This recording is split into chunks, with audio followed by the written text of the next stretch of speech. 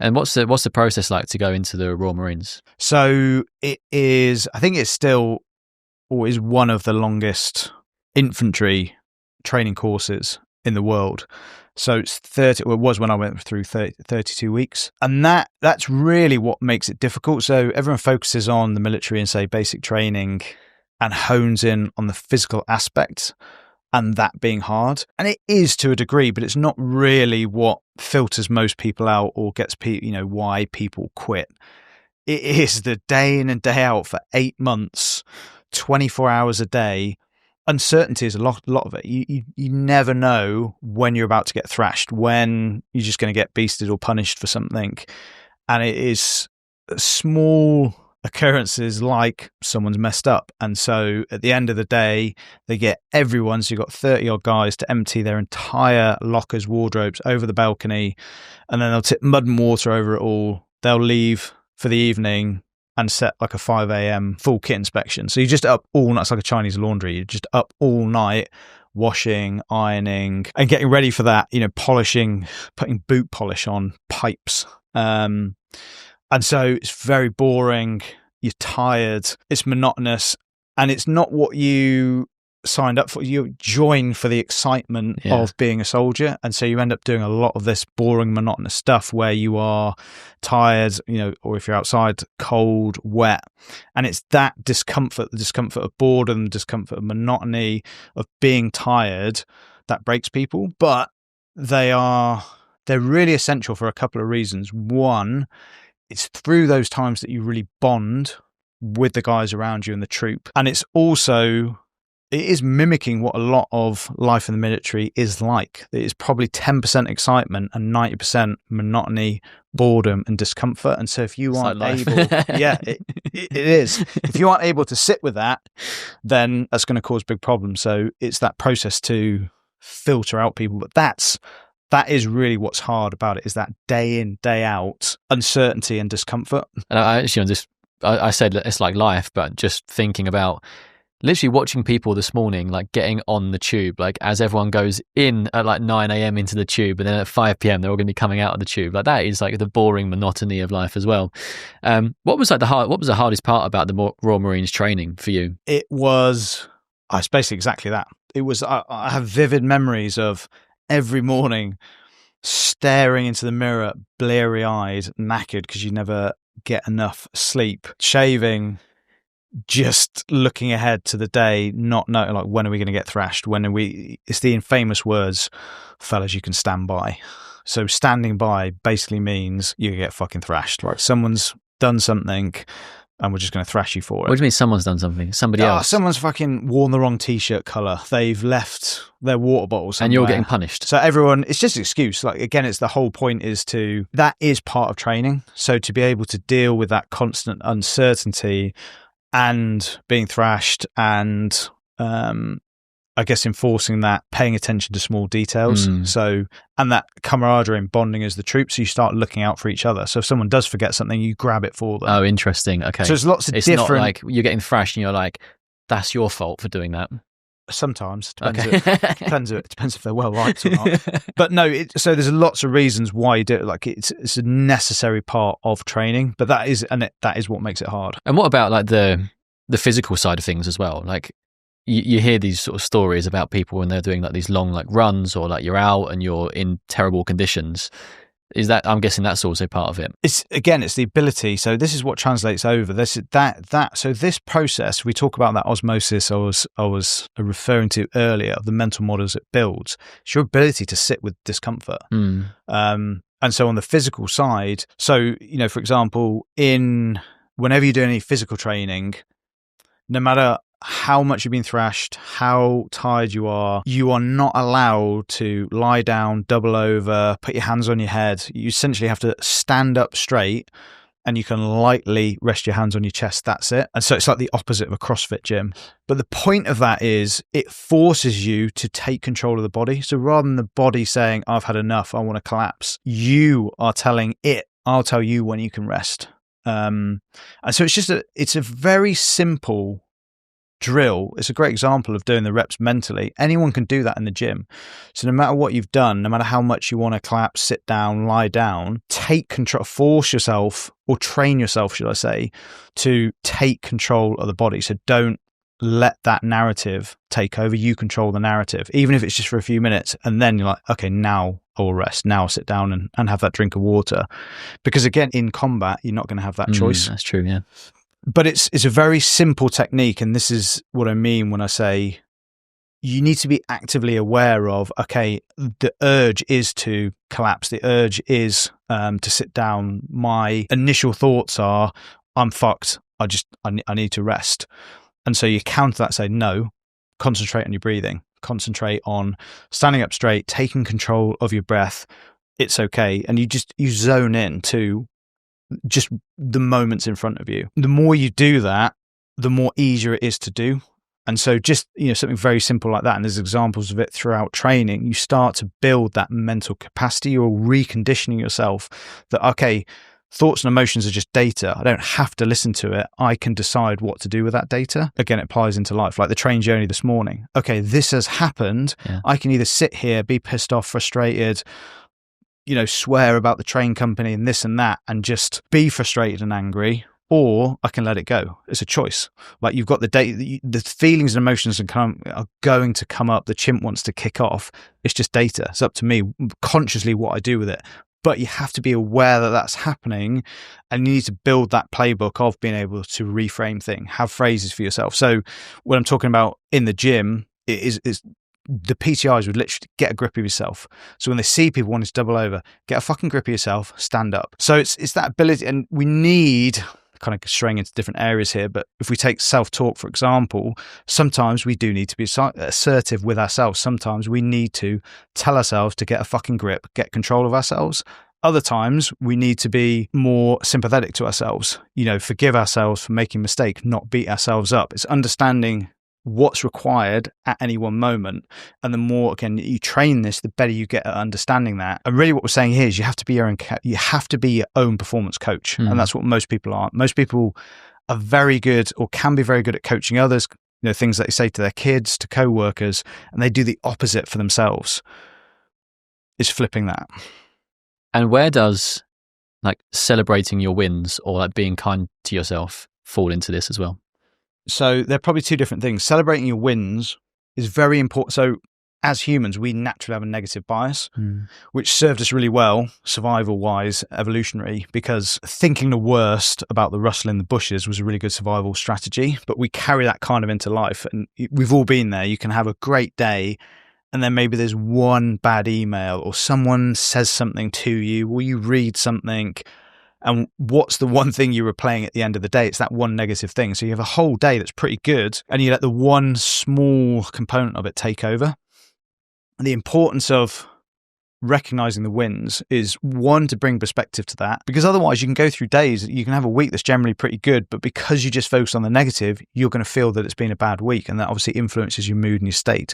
So being able to bring perspective to your days and put things into a more true light is really important. The other side of it is you want to build an evidence bank and reinforce the identity of who you want to be. So for example, whenever I do a training session, which I always record, I have a little feedback note at the bottom. And even if it wasn't a great session, I didn't achieve what I wanted, maybe it didn't go as well as I wanted, it will still be a positive feedback in the sense of, okay, this happened, so I need to do this next time. So something something constructive that needs to happen, but also there will be, got it done, or just, good session, still got through it, still got it done. Some kind of positive reinforcement, because training, being fit and healthy is important to me, and I want to strengthen that identity going forwards.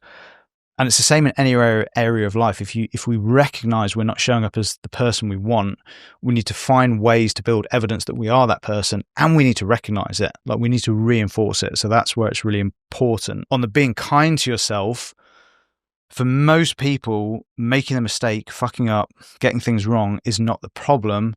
It's the secondary layering and negative emotion that causes the damage. We beat ourselves up. We tell ourselves we're shit, we're useless, we're no good at that. Why do we always do this? And again, if we flip that around, if you say your kid or someone at work had made a mistake or done something, you would not say those things because you know that that is not going to help them improve and change that for the next time. You would give them some constructive points to change it and some positive reinforcement. And so if we don't do that for ourselves, well, how are we ever going to change? How are we ever going to improve? But again, that's hard to do because people have this story built up over a long time around this stuff that causes those negative thoughts and emotions to come up. And so that is the easy path. Like if we think about this in terms of, if you think about a pathway in the snow, which is a neural pathway. So these thoughts, these behaviors that we follow has been built up over years and years. A lot of people have that really strong negative self-talk. To change that, you've got to break trail, which is really hard going through knee-deep snow.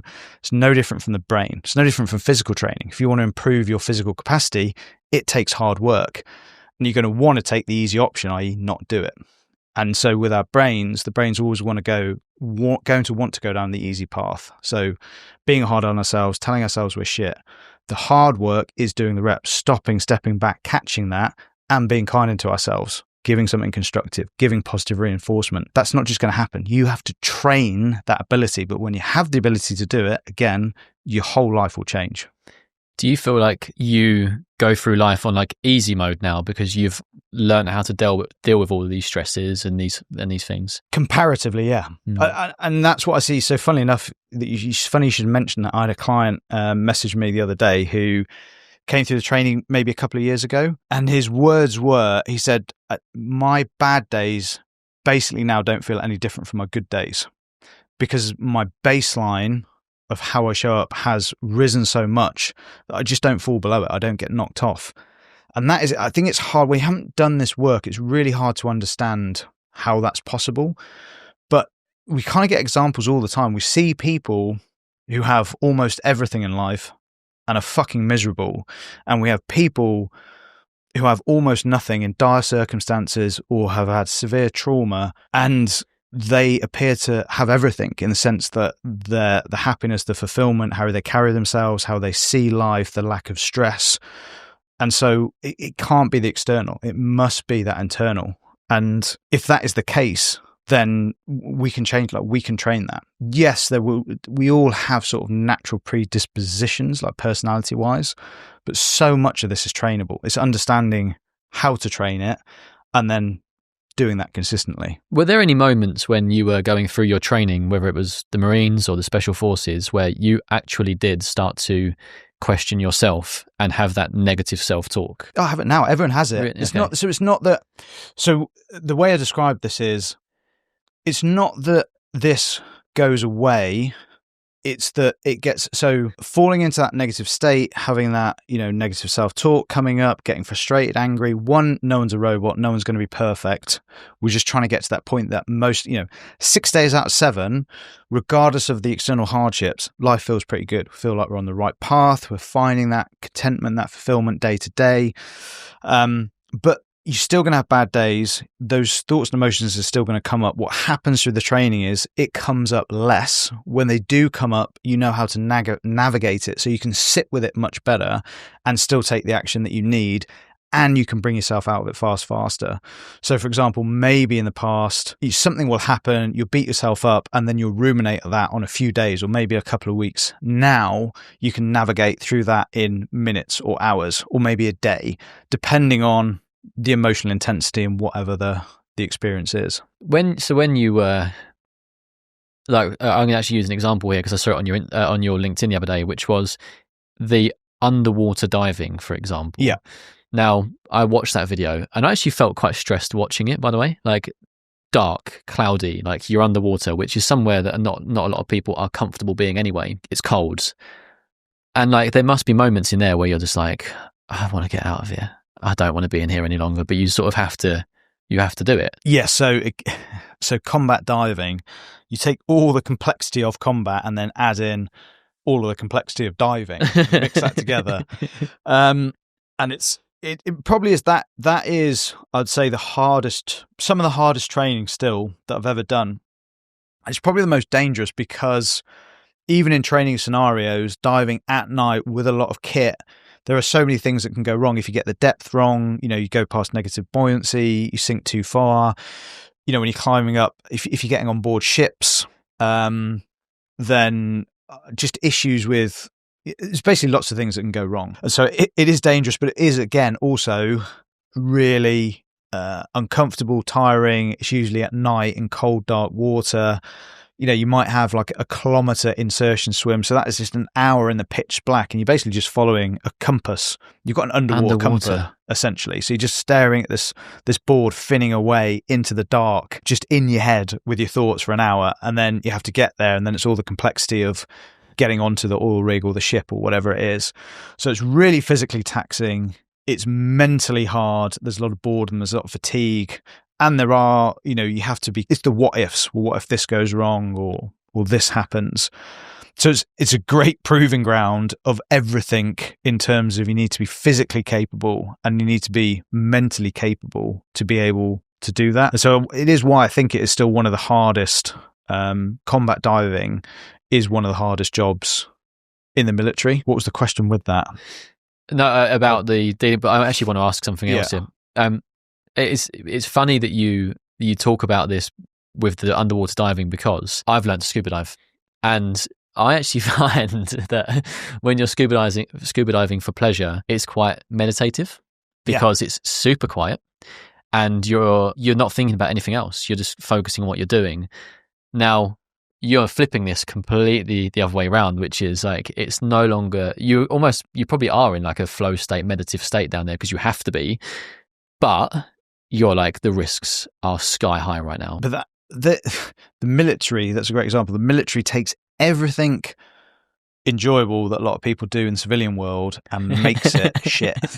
So parachute, skydiving, people love it in the civilian world because you just got your parachute, you jump out, great. In the military, you're weighed down with a load of kit. You're sat in a C-130, there's diesel fumes or whatever, aviation fuel flowing through. Diving, again, scuba diving, warm, clear waters, minimal kit. Military diving, you're in the Atlantic, it's freezing cold at night, weighed down with kit. So, camping, hiking, all of these things, the military takes it and just makes it really shit. Like jungle trekking, for example. Like, I've gone through to the Amazon. It's like, compare that to what you've been through. Flips it on its head. And so, like, how long does that whole process last of going through training? Is it years? Is it months? Is it weeks? So you get to it never stops. And I think that applies to everything. It's the same in life. But in the military, so you go through training to get, the interesting thing with basic training is you go through that 8 months, you start at zero, and then at the end, you're the most experienced troop because you're just about to pass out. And so that's a really good feeling that lasts about a week. And then you pass out and go to the unit and realize that you're then back at the bottom. Like all you've done is basically got to this, all training is done has got you to the start line. Wow. And then it really begins when you arrive at a unit. And then it's that continuous training cycle of gaining that experience, upskilling to essentially do the job. So, and I think that applies everywhere. Like we, you learn, let's say physical training, you don't know how to do it, and you start going to the gym, maybe you have some PT sessions, and you learn how to train and exercise. But that's just the beginning. Now that goes on for the rest of your life, because if you stop, it all falls away. Quicker than how long it takes to it's the same to build it up as well. I'd put it into, I think, relationships is a great example because we slip into thinking relationships just are. You kind of get into it and then it just is good or bad, as opposed to a relationship takes as much work as anything else. And it's almost like the dating and then honeymoon period is just to get to the start line. And then once you're kind of comfortable, once the honeymoon period has ended, that's when the work really begins. Learning how to communicate with each other and all of those things that either make a relationship strong or not, essentially. You're probably not the best person to answer this, but do you know what it's like dating somebody who's been in the military? No, but I mean, Mel, my fiance, she was in the military and now works for a charity, an NGO that go and so they do the medical sort of facilitation for disasters. So if there's been an earthquake or war, then they will go and set up the field hospital or the first facilities. So she's done Ukraine, Gaza, earthquakes in Turkey. She actually found out that she was pregnant while she was in Gaza. Wow. That's scary. So, but I think because I've been in the military, it's like it's fine. You're just used to it, basically. But again, that's just through experience, I think. Because I wonder, like, are you a lot more highly strung, like a lot more organized? Like you're leaving, because the image that I have of people that are in the military, particularly like the skills that you're taught are punctuation, cleanliness, organization, all these things.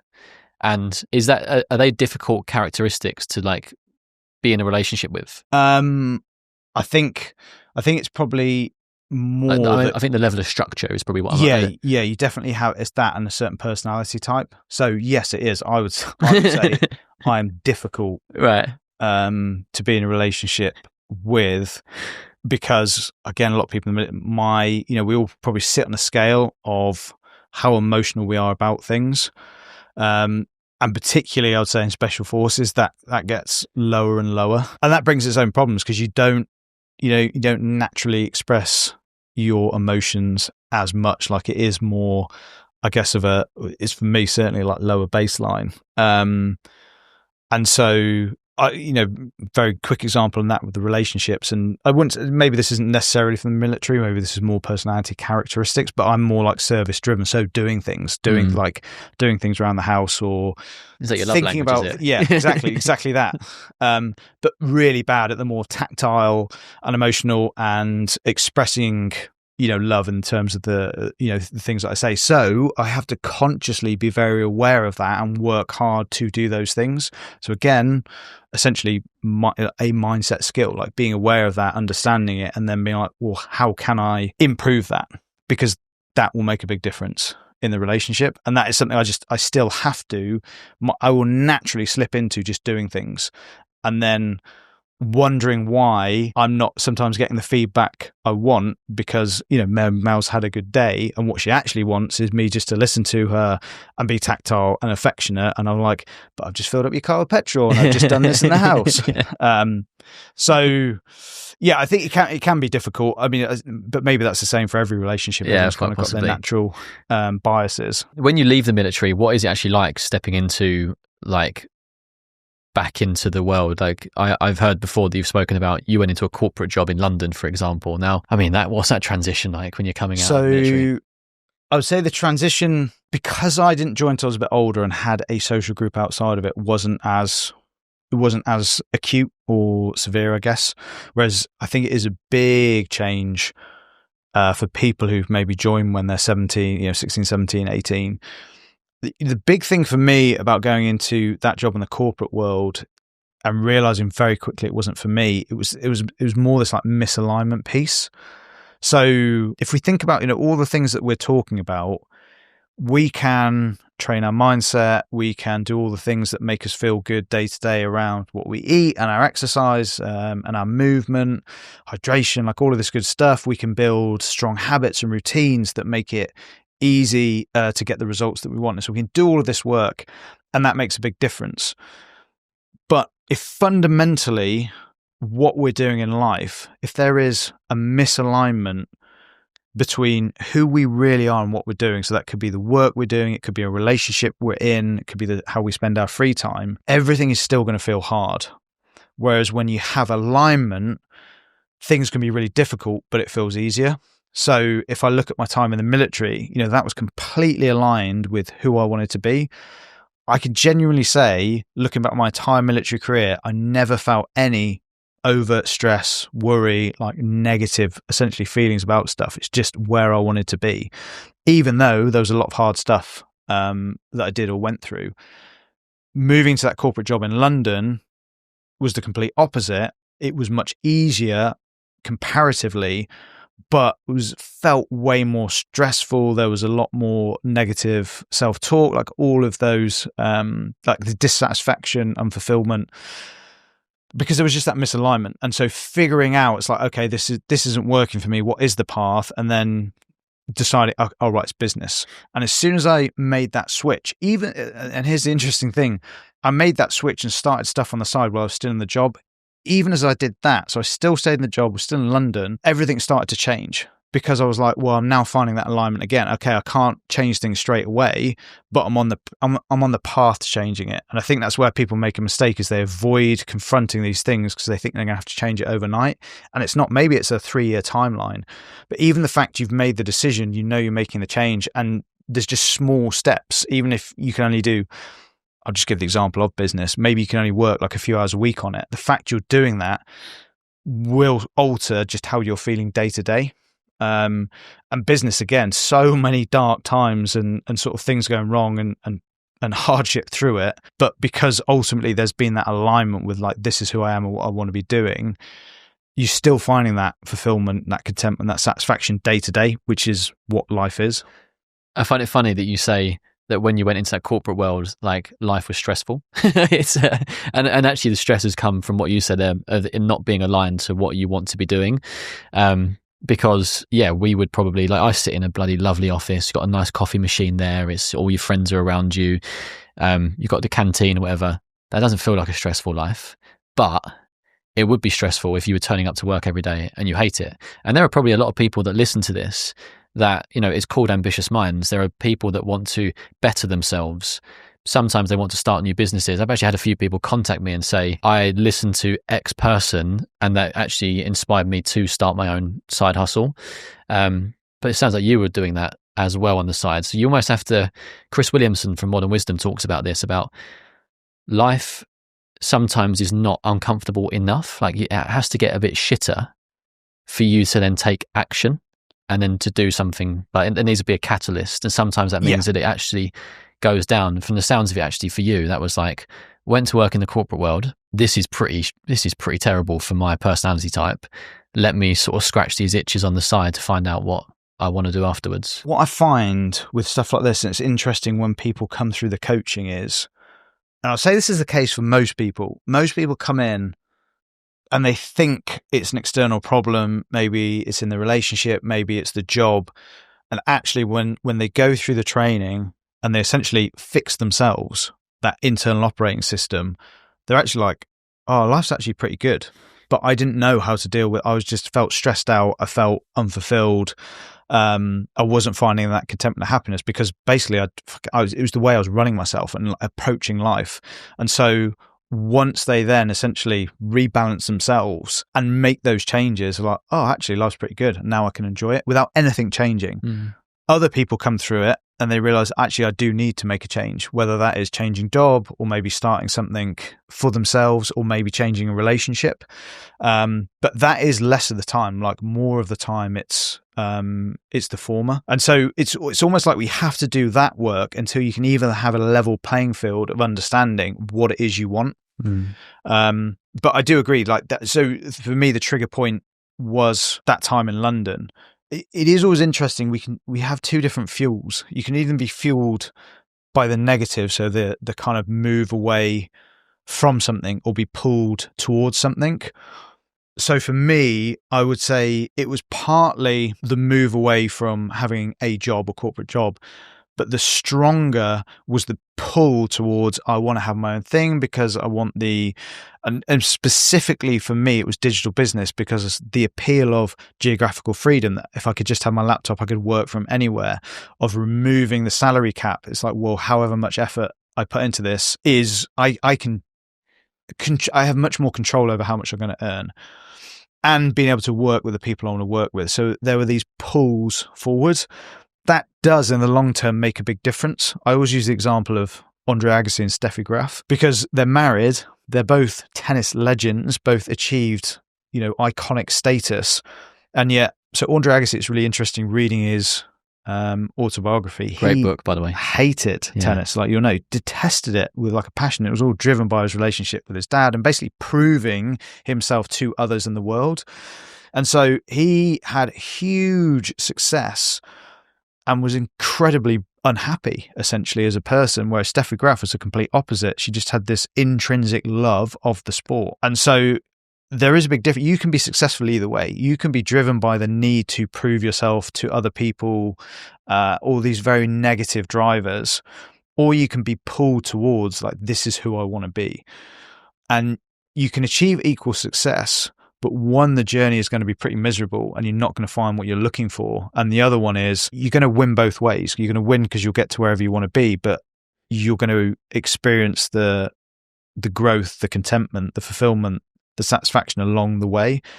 And that is the important part, because life is the day to day. And I talk about this a lot. Listening to this, whatever you are doing right now is your life.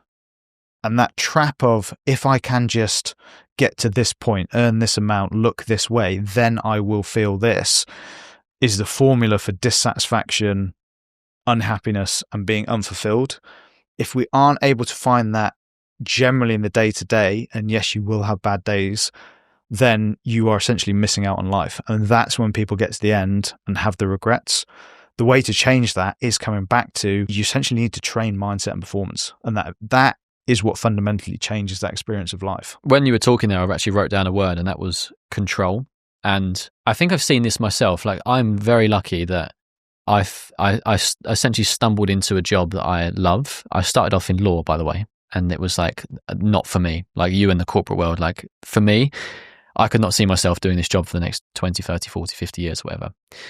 I fell into investment management and realized that is a true passion of mine. I love, like, one, helping other people, but also, like, two, like the thrill of your markets and the growth that you get and that sort of stuff. But there came a period after probably like 7 years of doing that where I became a little bit discontent.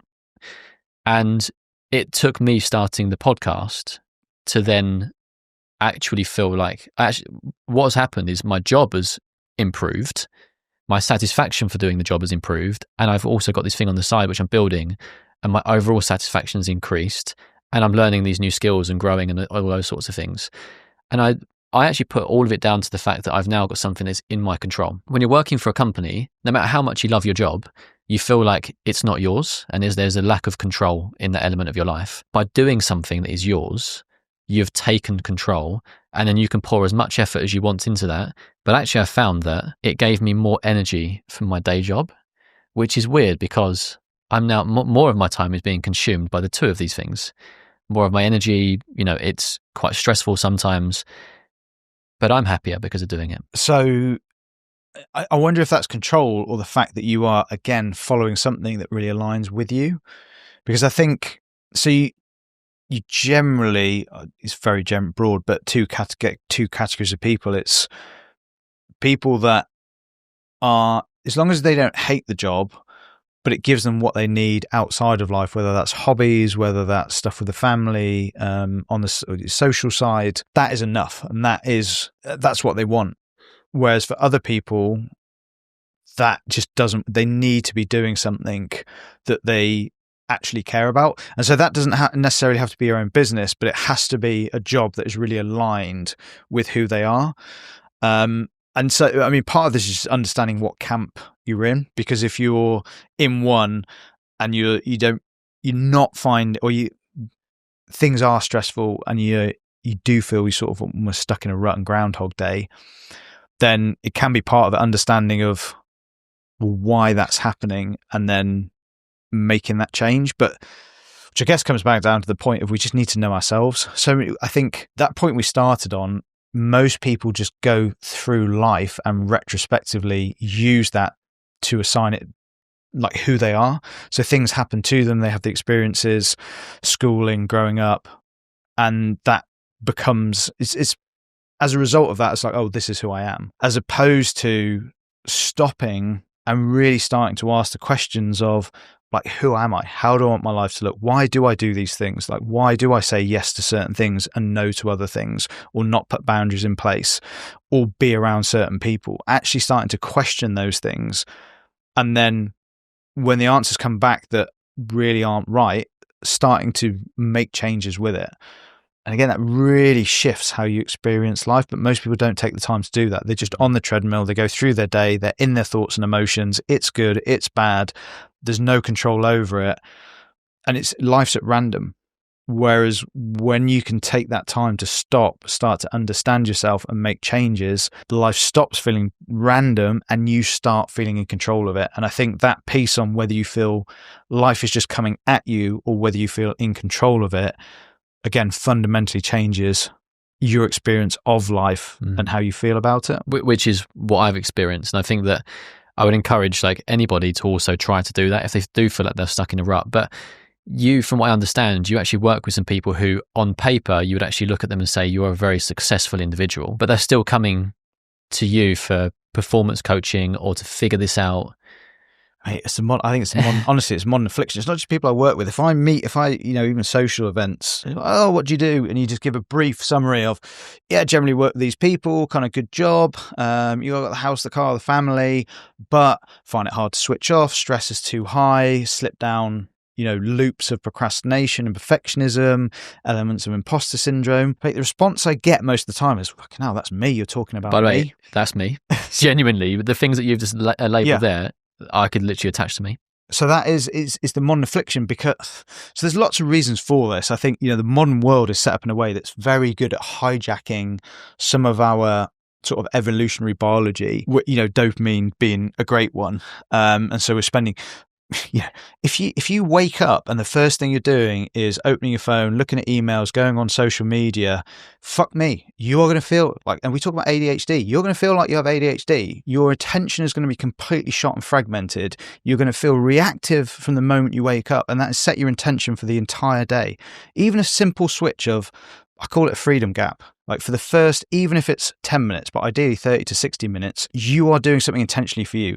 That could be going out for a walk. That could be going and doing some exercise. That could be just interacting with your family, like being present, having a conversation, and then going into, and even when we go into work, if we can structure it so, right, I'm going to do my most important or deep or creative work for the first hour, then I'm going to check emails and incoming and go into that. So we structure it in a way that we do the proactive stuff and then we do the firefighting. Very simple changes that fundamentally alter how you experience the day. Again, the problem is people hear things like that and they're like, oh, that's not, that might helpful, but it's probably not going to make a big difference. Yeah, it fucking will. High performance, or not even high performance, like showing up and being the person we want, finding more satisfaction throughout life is the culmination of these small changes, these small decision points, habits. It is not one big thing. It's when you stack these up, how you start the day, how you end the day, how you frame your train being late or the kids throwing a tantrum. All of that adds up to define essentially who you are and how you experience life. That's what people miss. People want to find this one big thing. There is no one big thing. It's why I talk about discipline and performance as being the result of a system. It's a system of things that come together. Yeah, that's the hill that I'll die on. So can you give us an insight into what your daily routine or schedule looks like? Because I'm guessing you're implementing these on a daily basis. Yeah, so that is how I run it. So for me, when I get up, it is intentionally it's being off phones or screens. So either... Well, now I've got a 3-month-old. It is. Congrats, I will. Yeah, thank you. I will get up, and I will get when Ezzy gets up. I feed her because that means because we're at the point now where she'll take one bottle. And Mel will go to the gym, so I'll feed her, and then I'll put her in the carrier, get Elsie, and we'll go out for a walk. Come back, kind of have breakfast with her, and then I structure it so I start my day the night before. So the end of every day, I just do a close down of, right, what's happened today? What did I get done? What didn't I get done? What's on the agenda for tomorrow? Okay, what's the first bit of work that I do?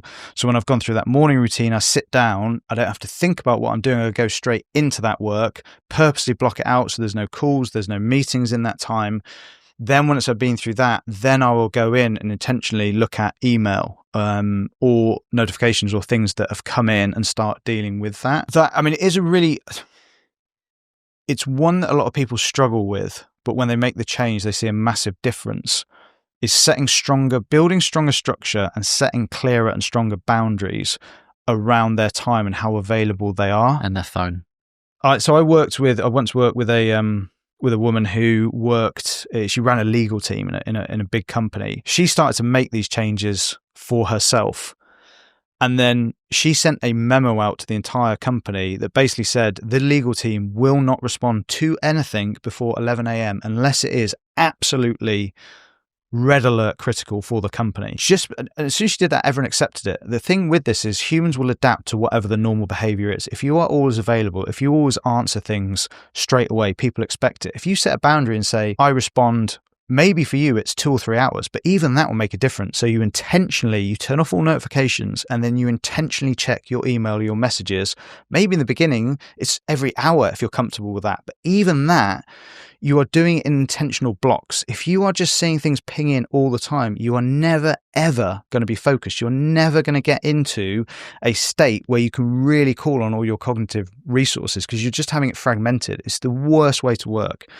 All it takes is having the confidence to say no, to set boundaries and build that structure. And again, you can do it progressively. Like I said, start off with an hour, maybe then that goes to 3 hours.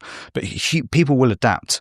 Again, very simple shift, moving from that proactive to reactive. It will fundamentally change your day. The pushback at the beginning for a lot of people is, I can do that in my job. It is bullshit. I've yet to meet anyone, and working with people who kind of run solo enterprises through to billion-dollar companies, that isn't able to do that in some form. They're just scared of having the conversation, either with clients or teams, people they work with. But once they actually do it, like, oh, right, yeah. And the difference that they feel as a result is night and day. It's massive. So this is actually something that a hill that I'm willing to die on, which is, you mentioned about ADHD earlier on.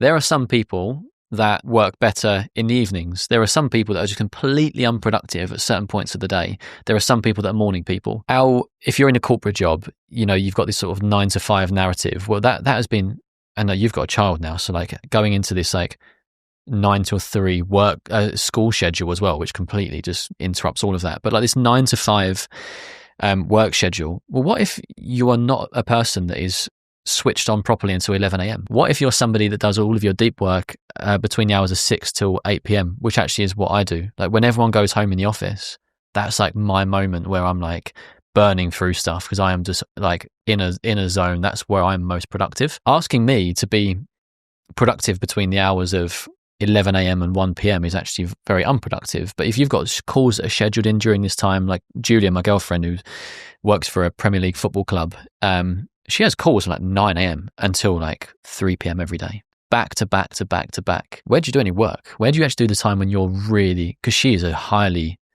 effective, like highly skilled person. But if you're just asking her to be on a Zoom call all day, when's her time to actually flex what she's actually good at? Change jobs. I mean, I joke, but I mean, basically, you're playing. You choose the game you want to play. Yeah. Like a lot of, fundamentally, a lot of companies. I mean, that's just poorly run, as poor leadership or poorly set up. It's unimaginative. But she's choosing that. So her choices are: will I either leave or I get to a point where I can change it? Suck it, not suck it. Well, it is suck it up. Like basically, you've got to do what you can with what you have. So even to your point of that, where we're productive, I would say there's still a lot of the time we just fall into habits because we're like, oh, I am just a morning person or a night person. Whereas actually, if you're like, no, I'm going to actively work to change that, and I'm going to be aware my mindset around it. I'm going to change my structures, and I'm going to do that for 6 months. I'd say you can probably have a massive effect on it, and a lot of people can change it. But let's say that you're like, no, this is how it is. Well, if you work in that corporate, again, you got two choices. Like, well, I'm playing this game, so I suck it up and stay with it, or I change it. Maybe that's like, I'm going to have a conversation with my boss. I'm going to explain this and say, look, I'm going to start my day at 10, but I'm going to get this done. If you see a drop in performance or things going, then we can have a conversation. But if I can keep the same results, then can I do this? Maybe the answer is yes. Maybe the answer is no. Maybe then you're like, okay, I want to change companies. Well, it's your life.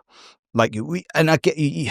Again, we all have parameters. Maybe there are situations, family stuff where we can't change that. Okay, you can't change it. Well, then what you're going to have to do is change your mindset to come to terms and deal with that. Because if you can't change it and you just fight it every day, life's going to feel shit. If you can find a way to switch your perspective and accept it by focusing on different things, it's going to change. So you've got to play with the cards that you've been dealt and do what you can with them. And that's different for all of us. Like, we all have subjective situations. It's figuring out what we are going to do with that moving forwards. And again, maybe that change takes 3 years. Okay, it's 3 years, but in the grand scheme of things, that's still a small amount of time. And you'll be thankful, like your future self is going to be thankful you made those changes. In a career, that's less than 10% of your career. So just investing that amount of time into it. But there's something as well, which I've realized I should also like do as you say and not as you do. But I would say that those hours before 7 a.m. are worth like 2 hours. So I don't know what it is, but like time goes slowly before 7 a.m. So if you can wake up at whatever time it'll be, 5 or 6 a.m. or something like that, and do work in those first couple of hours, you'll achieve so much in the day. And I do this sometimes, like I'll wake up early. Sometimes there's stuff on my mind and I'll just like wake up, it's 6 a.m. and I'll go, right, okay, gonna open the laptop. I know people generally say, don't look at your phone, don't look at your laptop before a certain time. Well, what if I want to, because that's going to tick some like big things off my to-do list? And I like do a load of work and I'm like, blimey, it's only 6:30. Like in the day, like distractions happen and time flies. And I feel like with distractions, that time just works at double speed. So if you can do it either I've sort of found that my period is in the evening, like at work when everyone's gone home, or before 7 a.m. What you are doing there is you know yourself and how you work best, and you're being intentional with it. I think that's the point. It's you are choosing intentionally to do that because it works for you, as opposed to almost that compulsion to, oh no, I need to wake up and check and you're not actually really doing anything with it. You're just sort of filling up the mind, sporadically answering here or there, but then also just replaying it and worrying about it until you can get into work and actually deal with it. So they're very different. I'd say they're very different scenarios. When people come to you in the first instance, what are some of the first, let's like use this example of a business owner who is like probably working like 12-hour days and they do want to sort of like regain control. What are some like the starting points that you talk to them? I mean, you can break it down into, there's like 3, if we think about this as an operating system for ourselves and how we show up, you can kind of think of it as 3 tiers or a tripod of, we need to regulate our physiological state. And so that is all the basics around how we start and end the day, our sleep, circadian rhythm, time outside, what we're eating, caffeine, alcohol, hydration. It's just kind of the basics that we generally know what we should or shouldn't be doing and whether it makes us feel good or bad. Because if that nervous system is dysregulated, it's very hard for anything else to change. Then move on to the mindset component. And that is looking at, okay, so within that 12 hours, how much is procrastination, perfectionism, worry versus focused, productive, strategic, high leverage work. And that's taking control of the mental models, the narratives, the mindset patterns around that. And then the last piece is our structure and routines. Like how robust is the structure in our day to, again, make it as easy and as efficient as possible to get the results we want. If any one of those 3 is suboptimal or broken, the whole thing starts to collapse. And so it's very hard to show up as our best self and get the results that we want. So it really is, and this is where people fall down. They kind of try one thing and maybe they try a bit of meditation, or they try to put some habit in around like how they structure the day. To me again. Yeah, productivity. And then they try it for a bit and it doesn't really work because it's like saying that you want to get fit and then all you do is go and do bicep curls. Well, what about your cardiovascular fitness? What about your mobility? What about your leg? Like all the other components that you need to have in place if you really do want to feel fit and strong. It's no different when we talk about this performance piece and how we want to show up. You're just taking pieces of the puzzle and then it's not working because you're not able to see the full picture. Until you understand, like fundamentally, same with training, how the body and mind work, and are able to structure that in a consistent, like with your kind of what you're actually doing day to day, how you put the reps in consistently, it's really hard to make those changes. So basically you need like a baseline analysis of where each of those areas are, and then you need a way to start to change it. You speak there about like sleep and your fitness and the food that you eat and these sorts of things. But when you're in the military, and particularly as you said, like you're getting, thrashed and all this stuff, and like you're having to stay awake, those are 2 very conflicting things. So how on earth do you balance this idea of battle rhythm? What's that? Battle rhythm. Go on. So one, that's not all of the time. So there's always periods of that. So again, you deal with the cards that you've been dealt. Sometimes you have to say within life, there are going to be periods where maybe you've got a young kid that's particularly busy at work. You're going to have less sleep, for example. But if you've got that strong baseline, essentially all those pieces in place, which is what the military does, you build that, you can cope with that. You will still, performance will degrade. So it's in the beginning when that happens, you can put in 100% effort and get 100% output. And then what happens is 100% effort still feels that way, but you're getting 90% output, 80%. And so it just degrades. And so we don't want to do that ongoing. Sometimes our hands are forced, but it's managing battle rhythm, like within. So a very simple example for life, like let's say when that pressure ramps up, all those things happen. What happens in life is most people bin off the things, the non-negotiables as I call them, that they actually need more of. So they stop exercising, they don't get any movement, they turn to sugar, they turn to caffeine, they turn to alcohol, distractions, YouTube, social media scrolling, all of these things, because they're seeking the comfort or the escape, but it ends up making the situation worse. Whereas if you can keep an element of exercise, and this is where we want to move away from that all or nothing mindset. It's like, okay, I can't go to the gym and do my perfect routine, but I can get out for a 15-minute jog and do a few bodyweight exercises. But people don't do that because it's not the whole thing. Yeah. And so they see what's the point. But it's basically you need, if you keep those non-negotiables through those times, that's how you navigate it in a much stronger way. That's what happens in the military. So slightly different ways, but essentially you keep that baseline, and that's how you're able to operate at that level through those times of pressure. It's a combination of you train that baseline continually and then you keep elements of it.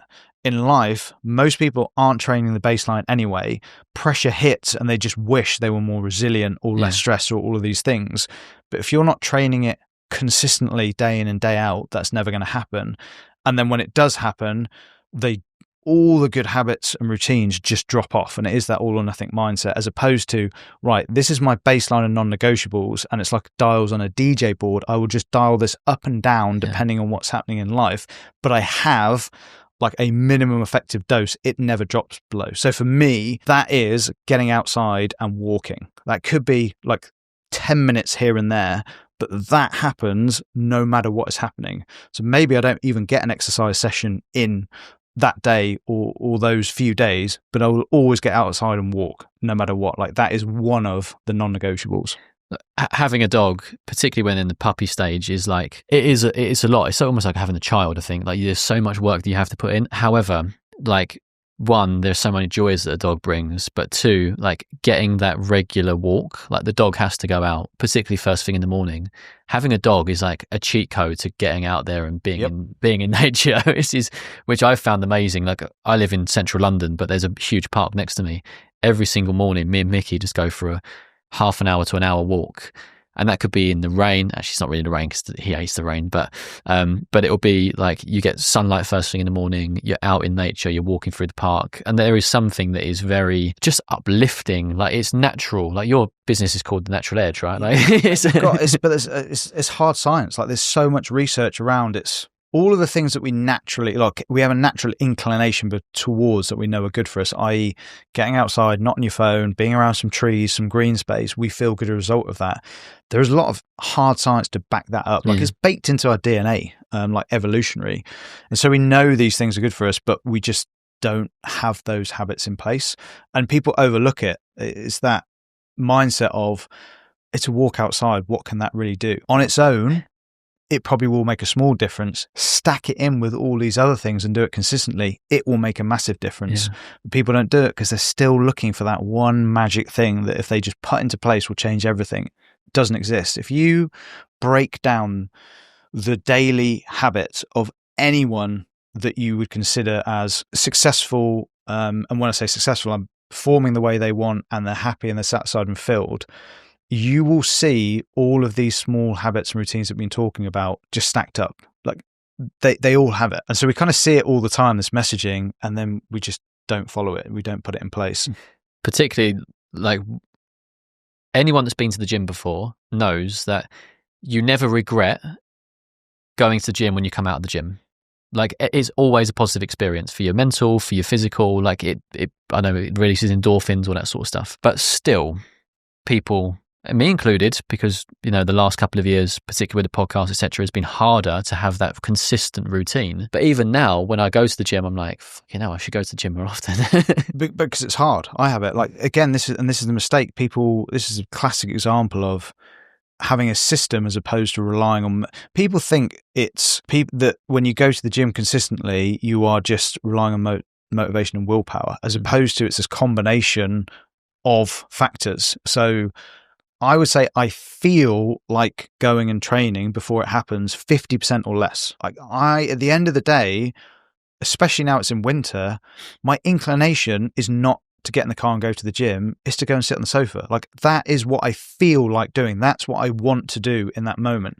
The only way I'm able to overcome that and do it consistently is, one, I make it as easy as possible. So I remove as many obstacles and what I call excuse points as possible. So the session is planned out. Because if I get to that point at the end of the day and I'm like, oh, should I go for a run? Maybe I should go to the gym. What should I do? Decision fatigue, you have to make decisions there. It's a way out. You're like, oh, I'll just do it tomorrow. I'll figure it out. If it's planned in, you know exactly what you're going to do, the route you're going to run, what your tempo is, your time, like all of it's taken care of. Your kit's packed, ready to go. You don't have that excuse. And so the next point is you just need to win the internal battle, because even with that, you're like, oh, I don't really have that excuse because it's all ready to go. Then there's still the voice in the head that says, oh, but maybe you could just do it tomorrow, push that session back and then you'll get it done. So you need to have a very strong reason why you're doing it. If you don't have that alignment of this is who I want to be, it makes it harder. But then for me, it's zoning things down. So all I do is focus on the next step. I'm not going to think about the workout. All I'm going to think about is picking up my bag and walking out the door, getting in the car. And then when I get to the gym, I just have a very simple warm-up routine. So it's the same every time. I don't think about the workout. All I do is think about the warm-up. Once I start doing that and my music's on, because I'm then, my physiological state is changing, that starts to change my psychological state. That's when I start to get in the mood for it and feel like doing it. And then the motivation comes. So it's this combination of structure and being able to win that internal battle that gets me to the start line and allows me to do it. Sometimes, legs day, for example, no one wants if I could do legs day. I have to do that all the way through the workout. Like, I will just zone down on, I just need to get through this next rep and the next rep until I've got to the end of it. And that's what gets me through it. But again, it's not this extreme motivation or feeling like I want to do it. I have to rely on this structure and mindset, or kind of self-talk and mental patterns that I've built and trained and do train consistently. And that's how I'm able to do it. If you're just relying on whether you feel like going and doing that workout, it is going to be 50-50. But again, it's not going to be 50-50. It's going to skew in the favour of not going. We all know that, right? It's all of a sudden you start to feel a bit more tired, or I'll start cooking the dinner or whatever, and I'll snooze the alarm and just have a little 15 minutes more, and you've missed your window to go to the gym and all these things. You will typically gravitate to not going to the gym or not choose doing the comfort, the thing. The easy option. I've heard on podcasts. We're going to have to wrap up only because I've got a call at 2. Yeah, what's time now? 22. Okay, so cool. About an hour. Yeah. I've heard before on podcasts, Navy SEAL people have been talking about Hell Week and that element of self-talk as they're going through that. Did you experience anything like that in your training? I mean, self-talk's apparent for all of us all the time. Like, we've all got that narrative, and you have it all the way through training. So it's a big one, particularly on Special Forces selection. So on the jungle phase, what makes it really difficult is, one, it's incredibly hard, but you get almost no feedback. So what that happens is people just get inside their own heads. And especially when they make mistakes, which you all do, I did, everyone does, they will make a mistake and then they will layer on that negative self-emotion, that self-talk. It's like, I fucked it, I've messed it up. And often they will quit because they don't see the point of continuing to suffer through the rest of the course, and then they'll find out at their exit interview that actually they were doing pretty well. Oh shit. So it's that it's why it's there, because again, if you aren't able to take control of those narratives, you're a liability on operations. It's a skill. So you need to be aware of what your self-talk is, and then you need phrases, whether that is get a grip of yourself, you've got this, focus on the next step, control what you can. But those are all phrases that I use like day in and day out. Even now? Yeah, now. All the time. This is where it never stops. Training mindset, training your performance is no different from physical training. But once you've started doing it and you understand it and kind of built it in, it becomes your default. That's what we're really doing, is programming. So like, for example, with the train this morning, rather than your default going to, this is shit, I'm pissed off, I'm going to complain about this, it's, okay, it's happened, what can I control, accept it, move on. And so you're changing your default, but that takes training to do that. And obviously continuous training as well. You mentioned earlier on about to find the thing that you've got the intrinsic love for. For you, was that the military? And do you therefore think that you had your ambition when you were growing up to go into the military? Was your intrinsic love the military? And do you feel like you've completed like what you wanted to in life? I don't know whether love's the right term. Like, that was my, I had a drive and ambition around it, which again, this is such a mindset, and these narratives that we form and then how that kind of externalizes such a complex piece, that's like your upbringing, your environment, your experiences. Like, you take growing up on the farm, watching 80s movies, like all of that combination came together to create that ambition for the military. So yeah, that really was my driving force. And I feel like it's a bit of a catch-22. It's all I wanted to do, but I also knew, especially when I joined, that I wasn't going to do that my whole life. I wanted to tick that box. But then when it kind of was, which I guess for me was Special Forces, even after that, I was like, okay, what's the next big? I really thrive on having a big thing to work towards and love the journey of that. So I always say training for selection, that build-up period and going through it, was, as if not in some ways, more fulfilling than passing in itself. Wow. Because you've got that, I think that's the exciting time. Like when you've got that pull forward, it's that it's the effort in the process, it's that striving towards something. And so once I passed, I really enjoyed my career afterwards. But again, I wanted that. I want something big to strive for, because that, when you can have that love of the process, you're winning every day, because even you're doing something that is hard, that you're working towards.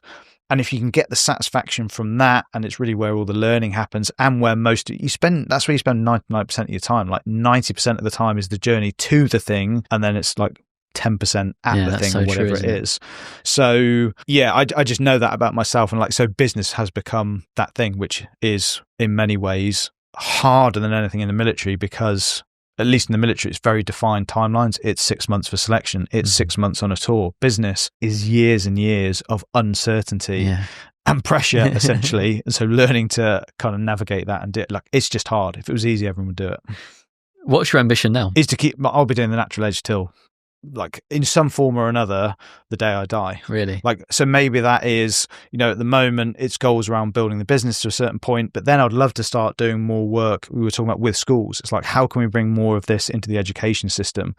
And that, for me, that's the exciting thing. I've got another 40, 50 years of doing this. Like, what can I do in that time? That's why it's also important to do those things like turning up to the gym, mobility, and those things, because how old are you now? 42. Okay, you said 50, like 92. So are you going to be a fit, strong, mobile person when you're 92? Otherwise, your satisfaction of life, like, whilst you might be living, like, you're going to have a low quality of it. My dad left. He's been farming since he was 14. Yeah, I bet he's 72. He'll do 12-hour days of hard manual graft, like fencing. I've got clients who are farmers, and they are switched on. They are physically fit into their 80s. It's again one of those like hacks for, you got a dog, you get out in nature, you own a farm, you're working it. Like, you're keeping yourself fit and active. Finally, because you mentioned something earlier on, I just want to quickly finish on this one, which is you framed successful in a way earlier on, which is like, you're happy, you've got what you want, and those things. That some people look at people that are successful and they go like, oh, you've got loads of money, or you're a celebrity, so you're successful. But actually, you sort of narrowed it down to a few things. What does success actually look like for you? For me, it's finding that contentment day to day. So we can't remove things like finances completely. Like, having that base level where you can meet your needs is important. But when you look at the regrets of the dying, it is always, the important things in life are always relationships and experiences. Like, Mel and I have sat before, so we've just moved now, and we've moved and got our first house together. We were living in a basement flat in Bristol, and we many a time, and I can vividly remember, we sat there. It's just me, her, and Elsie eating a takeaway, watching TV, and we're like, if life's never more than this, it's enough. Oh, nice. Like, we're healthy, we're happy. Just simple things like going down. We got friendly with the bakers. Those people in the park we used to bump into. Those small interactions. I'm doing T&E. Is it $1 million? Millions of $1 million, not even that economy. Millions of pounds. Earning millions of pounds. No, but I don't have a boss. I get to work with the people that I want. I get to do something that's fulfilling. Same with Mel's job in the charity. It's really hard. She goes to hard places, but incredibly fulfilling work. It's like, if it never gets more than this, it's enough. So it's that balance of, it's striving. It's good to work towards things and have ambitions and want to push yourself. But if you're not finding enough already in the day-to-day, it's this balance between the gratification and satisfaction day-to-day, while also that pushing yourself to achieve more. And that's it's completely the really important point here is it's completely subjective for everyone. It does not matter except what matters to you. And that's where it's so important to figure out who you are, how you want to live your life, where that satisfaction and contentment comes for you, and then starting to make those changes towards it. You don't need to change it overnight, but just gradually change those parts of your life that need changing until you have that. And when you do, no matter what happens, you already won. Like, you can still keep striving and build bigger things, but that is how you win at life, is finding that day-to-day contentment, fulfillment, satisfaction. And if anyone's listening and they do want to take action, or they want to follow you for more processes, the foundations for improving and stuff, where can they find you? So the easy Instagram is The Natural Edge, Simon Jeffries on LinkedIn, or the naturaledge.com website. And there's a free, if you want something very simple that you can put into your life right now to be more responsive and less reactive, you can find a link to the Chaos Drill on any of those. It's just a very simple tool that you can start to use today. Is that one of yours? Is it? Yeah. Yeah. Okay. On the website, I'm guessing. So it's linked on my Instagram bio and LinkedIn in the featured section. Amazing. Well, look, I appreciate you taking the effort to come down here today. Thank you very much. Yeah, amazing conversation. So I really appreciate it. Thank you very much. Thank you.